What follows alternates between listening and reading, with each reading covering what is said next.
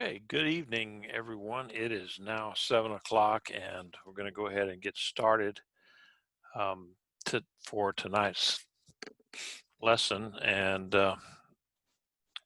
hopefully, this finds all of you healthy and you've got enough uh, supplies to last for however long it's gonna. This stuff is going to last here in this coronavirus COVID-19 uh, election season foolishness. Um, I don't know where, if we got people from other parts of the country here. I don't know how it is in your parts of the country, but the people in Houston have lost their minds going to go to Costco or any of the grocery stores or anything like that. It looks like Venezuela, only not as bad. So it's just crazy. So Oh, um, same in North Carolina. is it? Yeah. I wish I had invested in before this started. I wish I had invested in Scott Paper before this got going. So I might have made a few bucks on the whole thing. I was thinking, Steve, when I was down in Tampico, Mexico, I got some coronavirus. Yeah, yeah, that's what you got. That's what you get from drinking too much of that Corona down there in Mexico. You get a coronavirus. Concern is some people may want it to be like Venezuela. That's what's is concerning. It's people that think it's okay to be like Venezuela. Well, um, that's maybe what we should do is all wear these big old signs and just stand there and in front of these places and say stuff like, um, if you think this is great, this is what Venezuela looks like. This is what socialism looks like, and see what people think of that. But anyway, all right. Well, let's get going here. I've got a lot of words to get through tonight because we're trying to get through 3 chapters. I've never gotten through 3 chapters in one lesson in my life. So let's go ahead and get started with the blessing. Baruch atah Adonai Eloheinu melech haolam, asher kiddushanu b'mitzvotav v'tzivanu la'asok b'divrei Torah. Blessed are you, Lord our God, King of the universe, who sanctifies us with his commandments and commands us to engross ourselves in words of Torah. Okay. Tonight we're going to be looking at chapters 13 through 15. Now, this of 1 Samuel. What these are is it's kind of an overview of kind of a summary of Saul's reign. It hits the high points, and then once we get into 16 and on down to 31, it brings David into the mix. And so a lot of these things, some of the things will be repeated, and so you'll just find um, that this is kind of the gross overview of Saul's reign and how it will play out. So at this point, the end from the beginning. Then the rest of the rest of Samuel will be filled in on some of the details.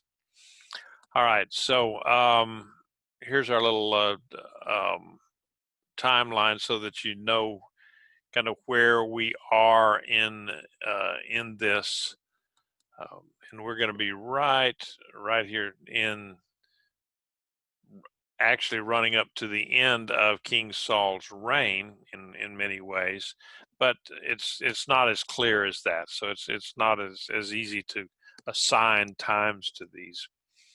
And here's that chronology that I got last week that kind of tells you some of the overlapping people here with Samuel's life here, and how that Samson was alive at the same time. A lot of times we look at these things and we see uh, how that they, you know, they're, we think of them as being chronological, but they're not. Some of these people, they overlap. Their lives overlap a good bit. So anyway, you got that little chart, and let's go ahead with chapter 13. Now, in chapter 13, well, actually, this whole section uh, of 13 through 15, it documents Saul's disobedience to the revealed word of God, or the will of God, and it basically resulted in his disqualification as the king of Israel. And so Saul's failure here, that kind of, in a way, it proved to be God's instrument of discipline on the people as a whole, because they demanded a king. Their first king turned out to be, in many ways, a failure. So this failure followed a disregard of God's word. There's one author, Joyce Baldwin, who she did a good job on expressing this. In relation to Samuel, it's obvious that Samuel had a problem, that Saul had a problem. On the one hand, he owed his appointment to Samuel, but on the other hand, he was taking over Samuel's position as Israel's leader. So Samuel spoke frequently of the wickedness of the people in requesting a king, apparently implying that he, Saul, should not really be in office. Yet Saul had not sought to be king, and would have preferred, at least at first, to have been left in obscurity. But he had not been offered that any option. Too many signs had been given that he was the person of God's appointment, and prayers for deliverance from the Ammonites had been marvelously answered. He was king by divine anointing, by God's overruling of the sacred lot, and by united popular demand. He had caught the imagination of the people who wanted a hero, and against all odds, he was expected to pass muster. Had he realized it, Saul could have gained much by the presence of a seasoned prophet like Samuel alongside him, ready to give guidance, instruction, and, if necessary, rebuke. Above all, Samuel was an intercessor who knew the Lord's mind and saw prayer answered. Samuel would indicate the right way, and all Saul had to do was follow. He could have leaned hard on Samuel, and he would have found reassurance in the event that this was exactly what Saul could not bring himself to do. Saul's improper response to his predecessor, Samuel, should be a warning to all ministers whose predecessors remain on the scene after they replace them. I've not seen that to be the case. I mean, in many cases where you've got one guy that he retires on the job, and then somebody else comes in, and he stays there at the church or synagogue or whatever. And it's a lot of times there's friction there. I mean, we've seen it in several places, and I've seen it. It just happens sometimes. In the military, when a commanding officer leaves and another one comes in, that old commanding officer is shipped off to the other side of the Gobi Desert someplace, so that he cannot be there to advise or help out the new guy, and probably to good effect anyway. So, but anyway, that was kind of the relationship this one writer thought about with Samuel and Saul. I don't know. Did anybody got a comment on that? I can just unmute yourself. That's the way it goes. If you got a comment on any of it, just unmute yourself and talk away. So, All right. Verse 1 here. Saul was 30 years old when he began to reign, and he reigned for 42 years over Israel. In the King James version, it said Saul reigned 1 year, and then and when he had reigned 2 years over Israel, blah blah blah. The American Standard Version said Saul was 40 years old when he began to reign, and when he had reigned 2 years over Israel, then these things happened. The NIV says that Saul was 30 years old when he began to reign, and he reigned over Israel 42 years. The RSV said that Saul was blank years old when he began to reign, and 2 years over, and he reigned and 2 years over Israel. So the Douay version of the Old Testament, Saul was a child of 1 year when he began to reign, and he reigned 2 years over Israel. That doesn't make any sense whatsoever. But anyway, then the Good News Bible just omits the verse altogether. And our own version that we use, the Tree of Life version here, said Saul was 30 years old and when he began to reign, and he reigned for 42 years over Israel. Now, Saul, we know, was killed. If you know, Paul the apostle talked about Saul's reign of being over 40 years and so forth.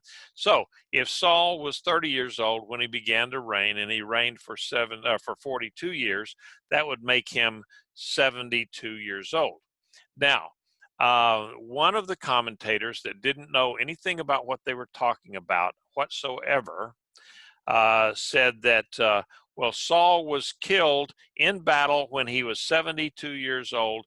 That is way too old for him to be out running around with a sword in his hand, because at 72 years old, he could not possibly have put on armor and swung a sword around. I beg to differ. I beg to differ. Okay, that person did not know what they were talking about. So some of the Greek manuscripts and other versions, like the Syriac, the Septuagint, and even Arabic versions, they have other renditions in this whole passage. So really what happens, we don't know. That's just a big mystery. We don't know how old he was, but 30 years old seems like a good age. And we don't know. Then what gets really confusing is that this chapter starts out, we don't know what the time frame, the interval of time that elapsed between Saul being anointed as the king, and then this time here, where lo and behold, his son Jonathan is a military commander. So all the scholars, they disagree, and they can't say whether or not it was a day or two or 10 or 15 years elapsed between the coronation, the anointing of Saul, and the this episode here in chapter 13. So, and then there's another thing. It's complicating, because here you got his son Jonathan, who's evidently a seasoned military commander already. He's in charge of 1,000 men. So it's just a little bit confusing. So and this whole thing starts out in a place called Michmash, and it's called today Mukhmas or Mukhmus. It's a little bit different, and it is an inhabited city in Israel today. And I think I've got a picture of it here later on. So this whole thing kind of starts out with Jonathan assassinating a Philistine governor or destroying a Philistine outpost. The Hebrew there is one of those things that you look at it and you say, okay, is that a governor or a government or what? You know, it could be either one by the way that the Hebrew is stated there. So, however, whatever it caused, I mean that Jonathan did, boy, he stirred up the hornet's nest, because now the Philistines, they gathered up a big army and got got going with. They said they had 30,000. The Bible says 30,000 chariots in one place. That again, this is the problem with the use of that one particular word that has been over the years translated thousands, and it could possibly only mean um, a hundred or a unit or something. The idea that the Philistines could have amassed an army of 30,000 chariots um, is a little bit too much. They could not have. They couldn't have gotten 30,000. They couldn't have got 30,000 chariots in that area. Plus, that area was really not conducive to chariots. I don't know what they were thinking, other than maybe a show of force or something like that. But that was not good chariot ground there at Michmash. So anyway, they gathered up 3,000, which I think it was, chariots, or 30,000. It depends on the translation. Some translations say 30,000, so others say 3,000. And 6,000 cavalry, and just an innumerable amount of infantry troops, ground troops. And they greatly, at any rate, it greatly outnumbered the Israelites. They at the best numbered about 3,000 infantry troops, and at that point, I mean that had already kind of dwindled down to about 600 men. So when confronted with all of that, the Israelite troops, it says that they hid out anywhere and everywhere that could give them some kind of concealment. They ran through the brambles where the rabbits couldn't go, and they were just hidden everywhere. And so Samuel told Saul to wait in Gilgal for 7 days. Remember, Gilgal was where the first place that when Israel came across the Jordan for the conquest of Canaan, that's where they stayed, was Gilgal. And the ark was there for a long time. The tabernacle was there for a good long time. So Samuel told Saul to wait for 7 days. So on the seventh day, and Samuel hadn't shown up yet, Samuel had not arrived. He was not there at the time. So Saul took matters in his own hands, and he offered up sacrifices to Adonai that rightly should have been done by the priest, namely Samuel. Remember, that was one of the things that Samuel did. That was one of his things, was that he would go around and officiate over these sacrifices that the Levites would perform and or make. And so Samuel he showed up at the end of the 7 days, and Saul had jumped the gun, and so Samuel was not at all happy with Saul over this. If we look at chapter 13, 11 through 14, the Bible says, but Samuel asked, "What have you done?" Saul replied, "Well, because I saw the people were scattering from me, and that you hadn't come within the appointed days, and that the Philistines were assembling at Michmash, I thought, now the Philistines are about to advance against me at Gilgal, but I have not yet entreated Adonai. So I forced myself and offered the burnt offering. Samuel said to Saul, "You have acted foolishly by not keeping the commandment of Adonai your God, which he commanded you. For now Adonai would have established your kingship over Israel forever. But now your kingship will not last.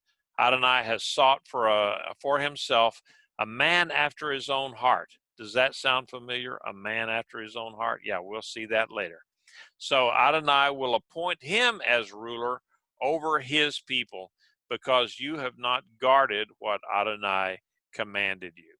So that's pretty plain deal there. That Saul got up there and he says, "Hey, well, you weren't here, so I forced myself." Plus, his army was deserting on a daily basis. Some of his troops had already scooted across the Jordan and were hiding out over there in the land of Reuben and Gad and so forth. So they were getting away from the battle as far as they could. And so he had gotten down from 3,000 men, and when he'd gone against the Ammonites, he had 30,000, and then he got down to 3,000, and that 3,000 had scooted. They were everywhere. So he was only left with 600 men, and so he made this sacrifice. He said to entreat to ask God what I should do, and it was just another case of Saul getting out there ahead of what God wanted him to do. Now, it says that Saul and Jonathan and the 600 men were staying at Gibeah. Now, here's a map of where all this stuff is taking place. Okay, this here is where Saul. I got another map here in a minute. He offered the sacrifice. This is Michmash, where they're going to fight the battle. All right, and Ramah is where Samuel lived most of the time. Gibeah down here is where Saul lived, and so here is the modern city of Michmash, and I don't know why every time you look at these pictures and stuff of cities and so on in Israel, they all look so barren. I guess it is because it is so barren. But all of the structures there, they seem to have been popped up in the last just a few years, and there's no vegetation around to soften it up a little bit. But it is a harsh landscape over there, that's for sure. But this is in an area that some people will call the occupied territories. And no, it's in Israel. There is no such thing as occupied territories in my mind. Okay, it's all Israel, and it should be that. All right. So here is a deal where Saul had offered the sacrifice here at Gilgal, and then from there they went back over to Gibeah. Now this is where the Israelite troops were, and here at Michmash is where the Philistine troops were, right here. And so remember, they had 3,000 or 30,000 chariots. They had a bunch of chariots, bunches of cavalry, and a bunch of foot soldiers. And the Israelites had 600 guys that were hiding in rabbit holes. And so they were greatly outnumbered. But anyway, that's where all of this is taking place. This is just really a few miles north of Jerusalem. This whole scenario played out right here, very close to Jerusalem. Sometimes you just don't realize, living in the United States, where we can drive 15, 16 hours and still be in the same state. Over there, you drive 15 or 16 hours, you'll be in a different continent. So it just it's interesting how close all of that stuff was over there. All right. So and these are the things that we've already talked about a little bit. Um, as an aside, the writer of First Samuel does give us a little bit of background about this. Now, remember, this takes place at about 1050 BCE. That is just at the tail end of the Bronze Age. It's the beginning of the Iron Age.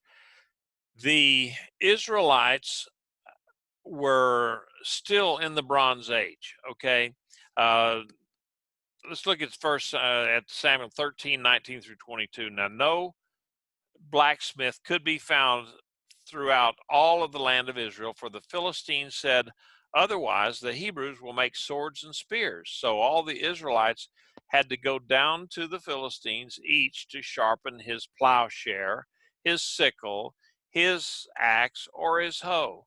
The price of sharpening was 2/3 of a shekel for a plowshare, the sickles, and three-pronged forks or axes, or to set the ox goads. So, that was 2/3 of a shekel. Well, the price of redemption in the temple tax for a person, for a man, was a half a shekel. So this is pretty expensive stuff that the Philistines had forced onto the Israelites. So it came on verse 22. So it came on the day of battle. There was no sword or spear to be found in the hand of any of the troops that were with Saul and Jonathan. Only Saul and his son Jonathan had them. There are other writings that talk about between Saul and Jonathan, they had a bronze sword and a spear, and that's all they had. Maybe a shield, and that was divided up between the two of them. And so we really don't know what all they had, but the Bible said they didn't have any spears or swords. So basically, this army of Saul, the 600 men, looked more like the villagers coming up onto the castle of Frankenstein with their hoes and rakes and pitchforks, that sort of stuff, rather than an actual army. So then that's I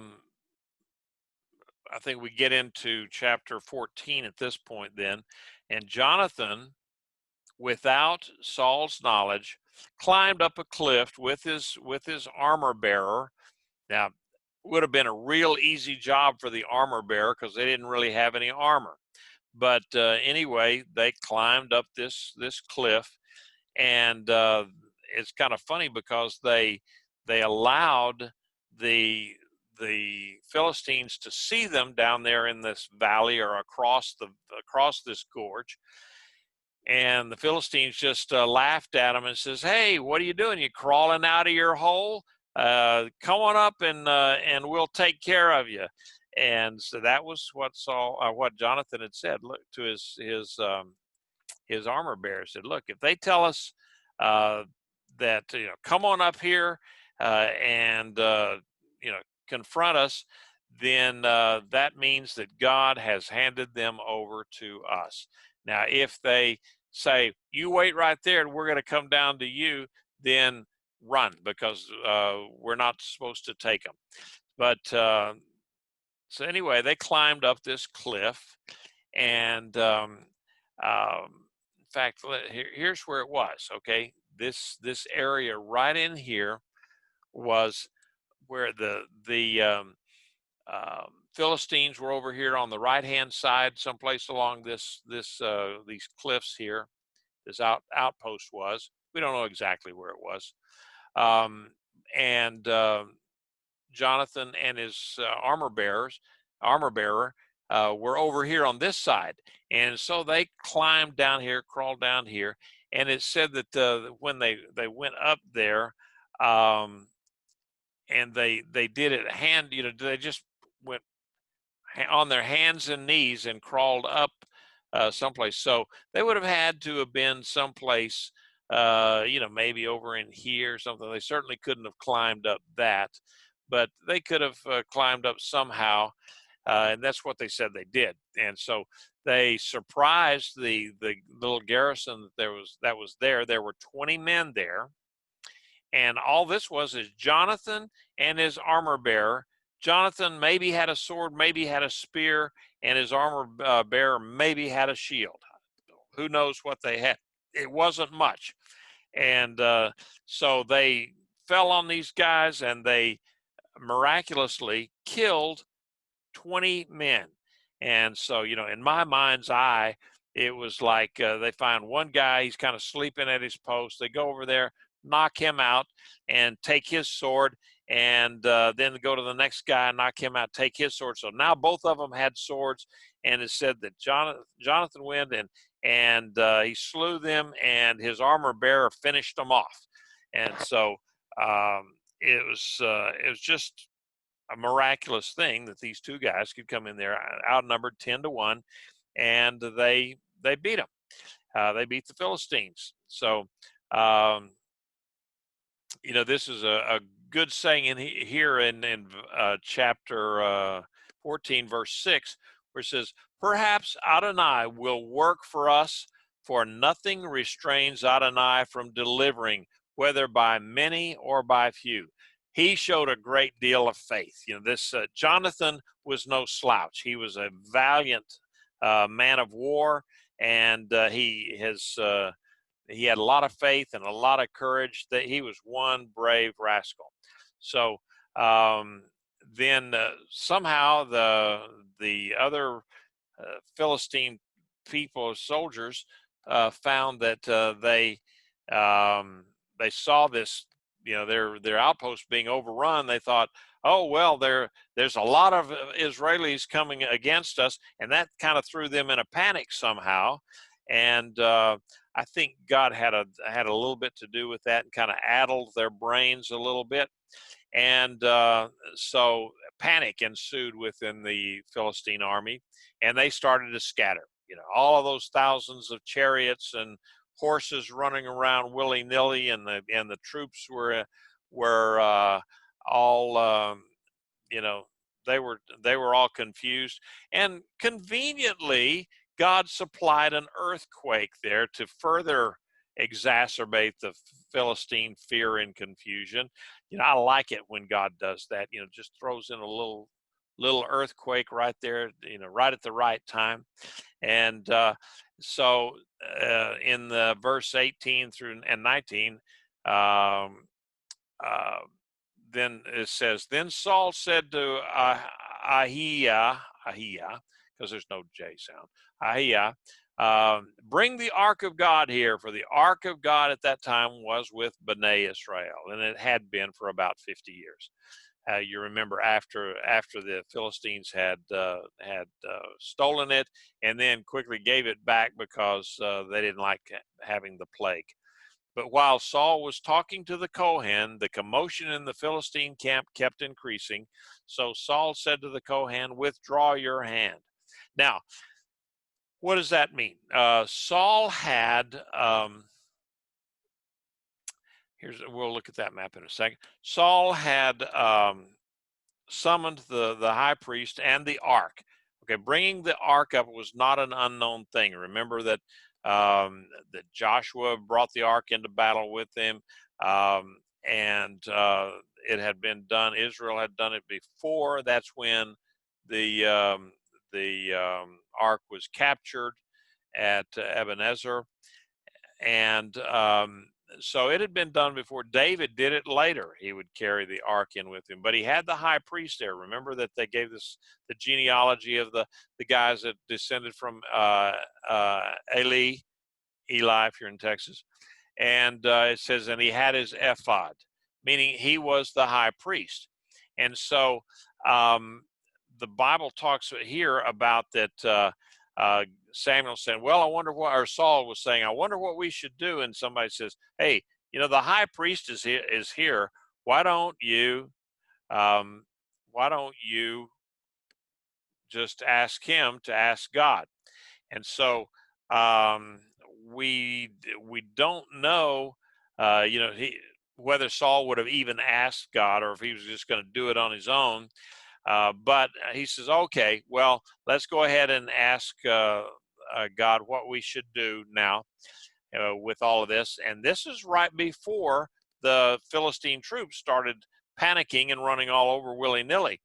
Um, and so he's standing there. Well, you remember, how did they make decisions with the high priest?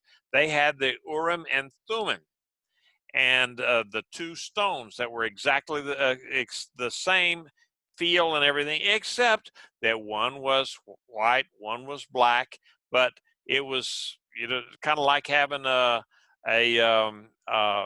pool ball or something in your hand, and one of them is an 8-ball and one of them is a cue ball, and you don't know which one is which, and you stick them in your pocket, and if you pull out the cue ball, it's a go. If you pull out the 8-ball, it's a no-go.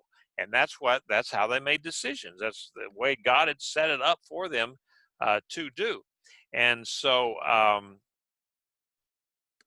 that's what was happening here with the high priest.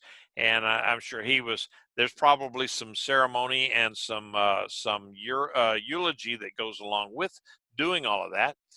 But here he was, and so he had his hands in the ephod, okay? And he's reaching in there, and he's probably praying for God, okay, give us the right answer. When I pull out my right hand, which one is going to be the one that we should do?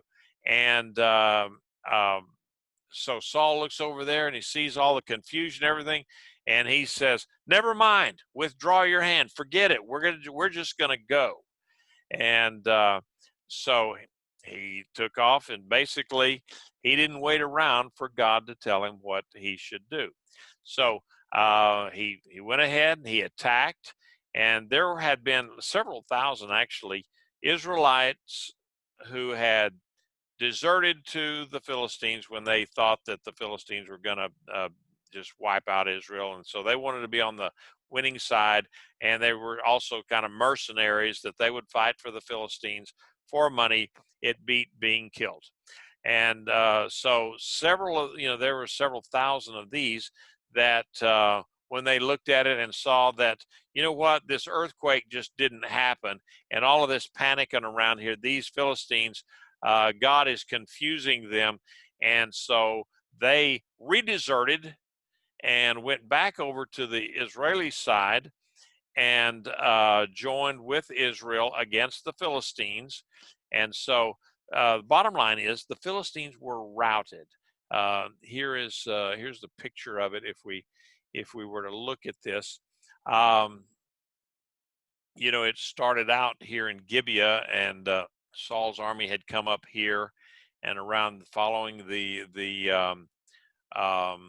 contours, and they came up to here, and the Philistines were right in here. So this is Jonathan. He comes around here in between these cliffs here, and he comes right up to here and makes this surprise attack against the Philistines. Well, that just spooks the whole bunch, and it's kind of like in the cartoons, throwing the mouse in the whole herd of elephants, and they start running everywhere. And so at that point, then Saul comes from over here against them at Michmash. I kept wanting to say Michmash, and chased them down the slope and all the way down, and they chased them a good long way. And so that was the battleground, what that looked like. All right, so then he went ahead and they attacked, and Josephus actually reported in his Antiquities, the Jewish wars and all that. He reported that about 60,000 Philistines died at that battle. Now, that would also indicate that maybe there were 30,000 chariots, but not necessarily, because they said the ground troops, they were just as the sands of the sea. So there could have been many, many, many thousands of them, along with the 3,000 chariots, which had 2 to 3 people in each one of the chariots. Maybe a chariot driver and 2 archers, one on each side, to go into battle, and then of course the 6,000 cavalry troops. So anyway, Josephus reported that about 60,000 Philistines died on that day. All right, so going on with this, Saul gave a foolish order. He just told everybody that nobody is to eat until we have avenged, until I have my vengeance. Okay, we'll talk about that in a minute. But as they were chasing the Philistines, I'd always wondered, okay, this says that they got into the woods and the honey was flowing on the ground. Now, what did that mean? Well, if you look at what the Hebrew and what it means, is that the Philistines, as they were running, were basically shedding themselves of their provisions, so that they could run faster. And part of that they would have carried was maybe a honeycomb, because honeycombs, have lots of sugar, lots of energy in them, and so they were throwing away everything, and some of it was honeycomb. And Jonathan, he was off doing his own thing, and he started this whole mess. And so he didn't hear the word that Saul had come in and said, nobody is to eat. So he got there and he looks around, he's starving. So he grabs a honeycomb, stabs a honeycomb with his staff, and eats a little bit of it. And he says his eyes brightened up. And one of the commentators that I read said that this could indicate that Jonathan was hypoglycemic, and that basically he was having a diabetic episode here, and he needed something to eat. And as soon as he took that honey, that everything just kind of brightened up. And they said that that's what happens with diabetics sometimes when they're low sugar and they have to have some, that their eyes just around their eyes and so forth, their eyes take on a dark appearance, and the dull and so forth. And when he ate the sugar from the honey, it says his eyes brightened up. So who knows? That's but whatever. He got some energy, and boy, he was refreshed. Another way of looking at that, it's a Hebrew idiom that says that the brightening of the eyes. That's an idiom that just says that they were refreshed. And so that's what that honey on the ground meant. But none of the other people would do that, because they were afraid of what would happen to them if Saul found out about it. And that oath that Saul did was basically a pagan oath that Saul did. And it was, he says, note the egotism that was there. He says, you don't eat until I am avenged on my enemies. And then later on, when they recount that oath, it says that God do to me and more also, you shall surely die. So that is basically the exact wording of an oath that came from the lips of that queen of Israel called Jezebel. Remember Jezebel in 1 Kings 19:2? And Jezebel, she couldn't have said it any better than Saul did. So anyway, that was an oath on Saul's own part, not something that that he was commanded by God. So then basically the direct results of Saul's stupid pagan oath was that his men got tired. They were just worn out, and they couldn't eat.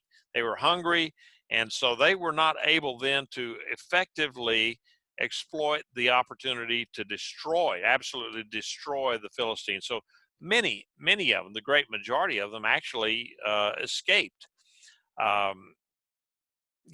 Depending on whether or not you believe the Josephus writing or not. When evening came, then the curse was lifted, because it says nobody eats until sundown. And so once the sun went down, then they were hungry. They took those animals that they had taken from the Philistines, and they slaughtered them right there and ate them. But they didn't take the time to properly bleed them out. And so it says they ate the meat with the blood. And so Saul got up there all indignant and so forth and said, "Oh, you can't do that. That's not kosher." And so then he made them bring the animals over there, and he built an altar. And it was interesting that said it was the first altar that Saul had built. And here, he was well within his reign as king, because his son was one of his main commanders. So you would think that his son would be, who knows, certainly more than 20 years old, and maybe even older. And so Saul would have definitely had the opportunity to build an altar, but no, he was more interested in his own thing than doing what he should be before God. And so he made this vow, and was unable to chase the Philistines to good effect. And then now he's got this, all of them. Okay, they have to wait. He has the priest then slaughter the animals, drain the blood out. Okay, now you can eat. Kind of hypocritical, actually, on Saul's part. And but then they go through this whole rigmarole of Saul says, "Well, now, why? Who has caused this sin?" He's calling the breaking of his own curse or his own orders as the equivalent of sin. It was breaking. It was not obeying a commandment of the king, but that was not the same thing as breaking the commandment, not obeying the commandment of God. One is sin, the other is just breaking the law or disobedience. So he said, "Who did this?" So they cast lots.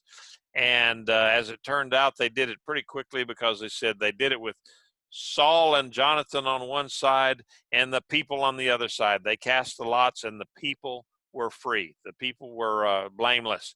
And he says, "All right, it's between me and you, Jonathan." And he cast the lots, and it pointed to Jonathan. And so he said, "Okay, what happened?" And Jonathan told him. He says, "Yeah, I went in there and ate some honey, and I brightened up, and I was able to just keep on going and chasing the Philistines."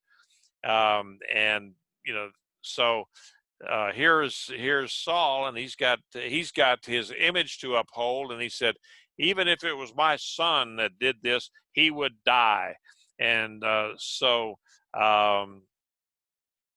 they he was pretty much compelled for so he wouldn't lose face. He was pretty well compelled to then take Jonathan out and execute him. But at this point, the people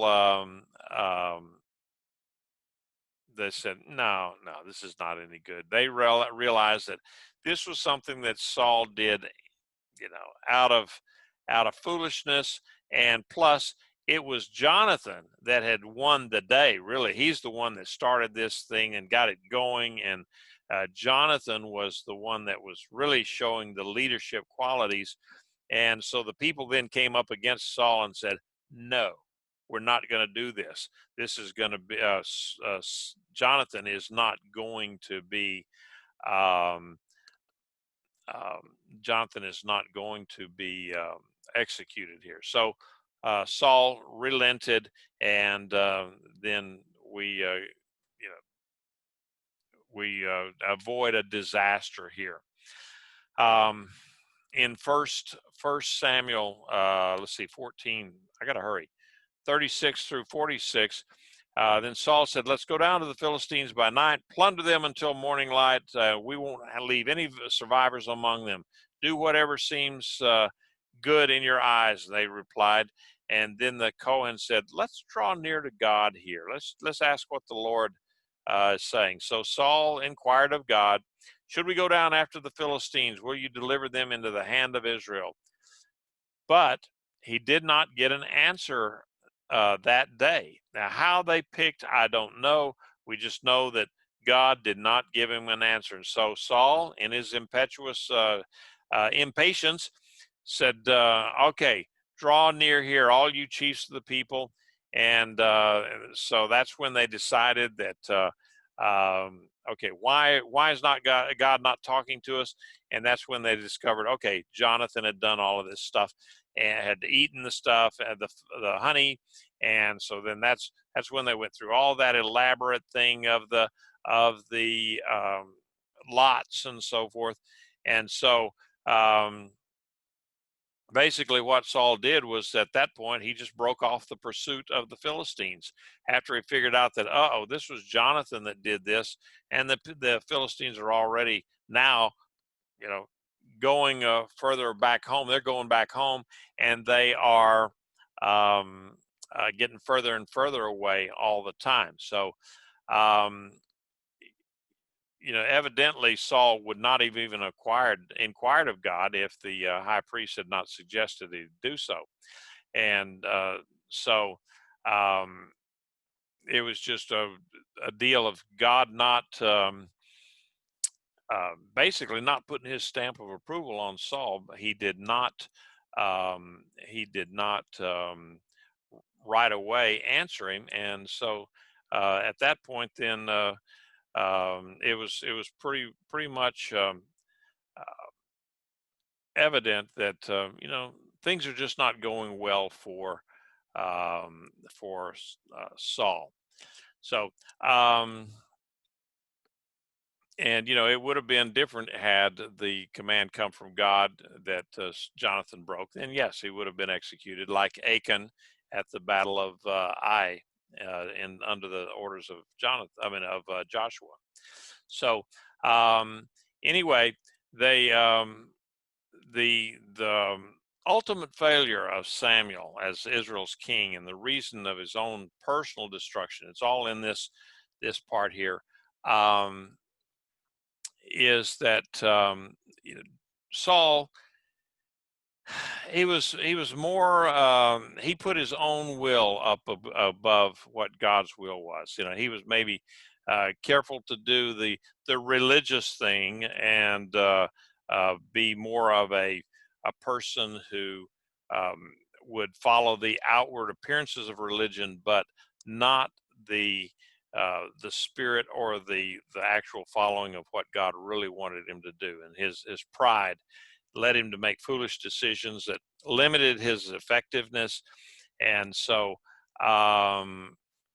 sometimes, we do the same thing, where we put our own stubbornness ahead of what we know God is telling us to do in the Bible.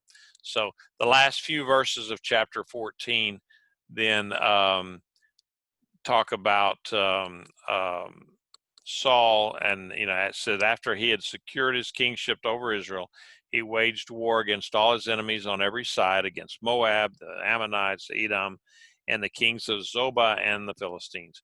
Wherever he turned, he punished them, and he did so with valor, defeating the Amalekites, delivering Israel from the hands of those who had plundered them. Now the sons of Saul were Jonathan, Ishvi, and Malchishua, and the names of his daughters, the firstborn was Merab, and the second was Michal. And the name of Saul's wife was Ahinoam, daughter of Ahimaaz. And the name of the commander of his army was Abner, son of Ner, Saul's uncle. Kish was Saul's father. Abner's father was Ner, son of Abiel. Now there was a bitter war against Philistines all the days of Saul. So whenever Saul saw any mighty man or any son of valor, he would gather him to himself. Okay, so what does this do? This just kind of closes out this summary of Saul's monarchy in the end of chapter 14. It was common in those days in the literature to put in a little bit of a lineage, genealogy, along with the story of a king and his particular reign. So in this part, Saul was an active warrior. He was effective because he had some good natural abilities and limited blessings, but it said, he punished the enemies, which was God's will, but he didn't subdue them. He didn't defeat them. He just kind of pushed them back, kind of held them back a little bit. He subdued the Philistines in the central hilly part of Israel, but, by the end of his reign, they were still as big a pain in the tuchus as they ever were. And so, this ends the chapter of, kind of gives it the ending of Saul's reign. The reference to Ishvi there is probably an alternative name for Ishbosheth, which was his son that actually reigned for 2 years after Saul. And later on, David, when David was around, God would bring valiant men to David. Saul here, God was not bringing valiant men to him. He had to go out and find his own and recruit them, it says. All right, chapter 15, and I got to do that in 3 minutes. What? Okay. Samuel, going into chapter 15, Samuel said to Saul, Adonai sent me to anoint you as king over his people, over Israel. And now, therefore, listen to the voice of the words of Adonai. Thus says Adonai Tzevaot, I remember what Amalek did to Israel, how he set himself against him on the way while he was coming up from Egypt. Now, go and strike down Amalek and put all under the ban of destruction. So have no pity on him, but kill both men, women, children, nursing infants, oxen, sheep, camels, and donkeys, everything. Anything that was breathing, kill it.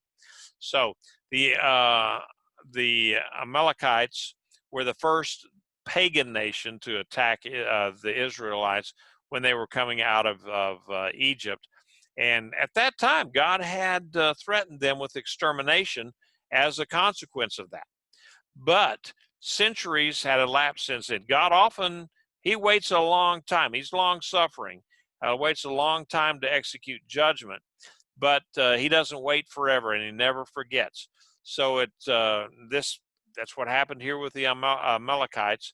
God had sworn that he would eventually utterly wipe out the memory of Amalek, and this was kind of bloody work, but and he chose Saul to do it. And we'll see that Saul didn't. All right, now here's a map of the fullest extent of Saul's kingdom here. Okay, this was as much as Saul ever had in his kingdom, and the Amalekites were down here in the Negev. You'll see that.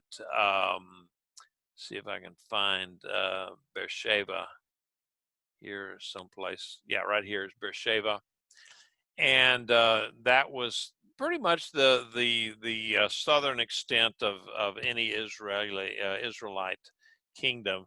Certainly within Judah, that's kind of where they effectively were, because nobody really lives too much in the Negev. But anyway, that's where they were. They were down here. So Saul had to come from up here where his battles were with the Philistines, and then he came down here and he took them. And he had 200,000 foot soldiers and 10,000 men from Judah. Again, that differentiation between the rest of Israel and Judah. And so they went down there to where the major city of Amalek was, which I believe was Beersheba. And then he sent word to the Kenites. They were a group of an ethnic group that lived among the Amalekites, and said, "Okay, you guys get out of here." The Kenites were shepherd people. They didn't live in walled cities. They lived in tents, and so it was easy for them to get up and leave. The Kenites were they were the family and kindred of Jethro, Moses' father-in-law, and they. If you remember back in the book of Judges, there was a famous Kenite there, the Yael, the wife of Heber, when she killed Sisera. They were Kenites, and so they had migrated up north there to just south of Hatzor. And I believe I'd have to look it up, but I know that Caleb, of Joshua and Caleb fame, they said that Caleb was a Kenite, but that he actually represented Judah.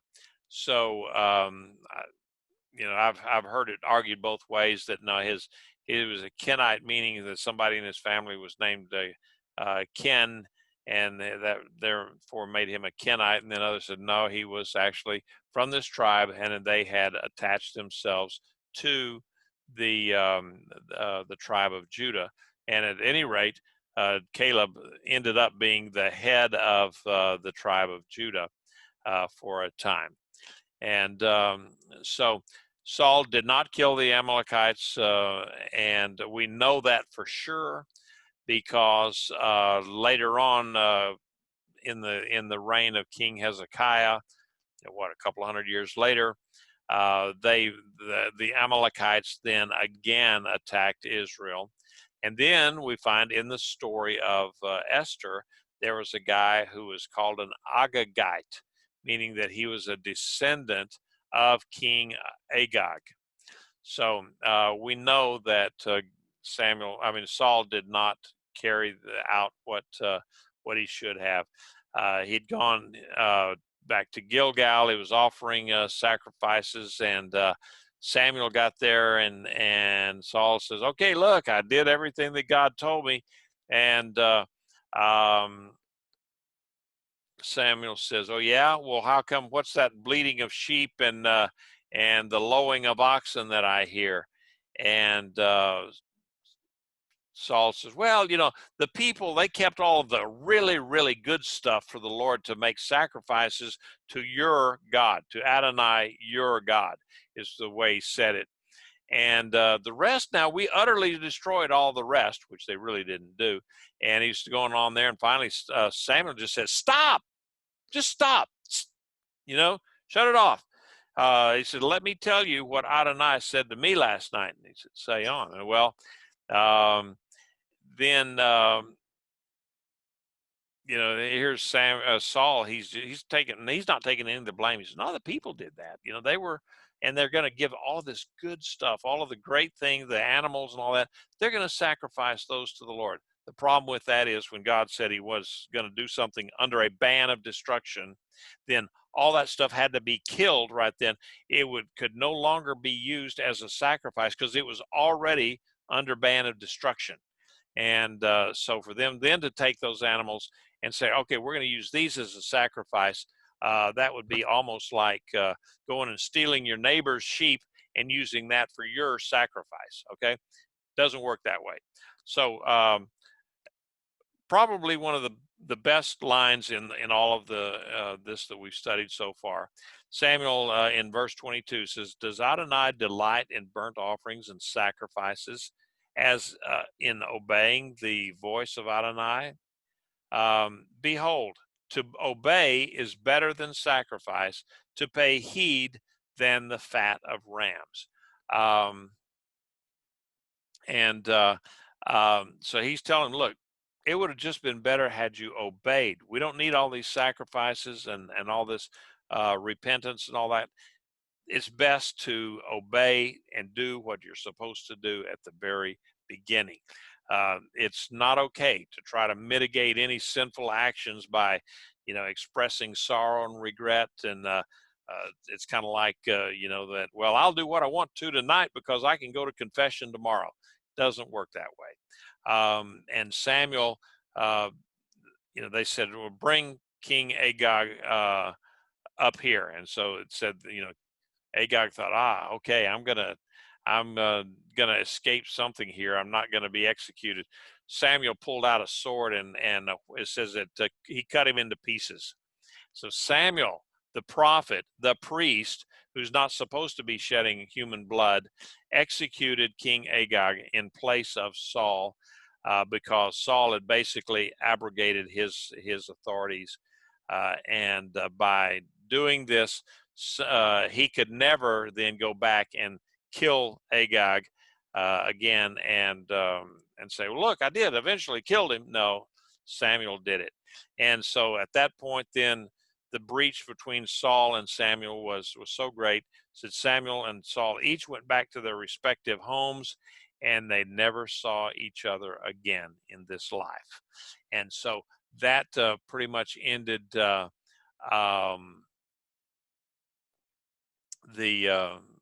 chapter 15. Here's a map that I had of Saul. He had come all the way from down here, and then they fought Amalek down here in the battle at the Brook of Egypt. Okay, the Brook of Egypt is sometimes also called the River of Egypt. This is basically the southern border that God had promised to Israel, and it kind of runs down here. And a lot of people want to say the River of Egypt as being the Nile, but no, the Nile was never known as the River of Egypt. This was called the River of Egypt here. So, all right, that concludes what I had tonight. That finished up chapter 15. We did it, and there's my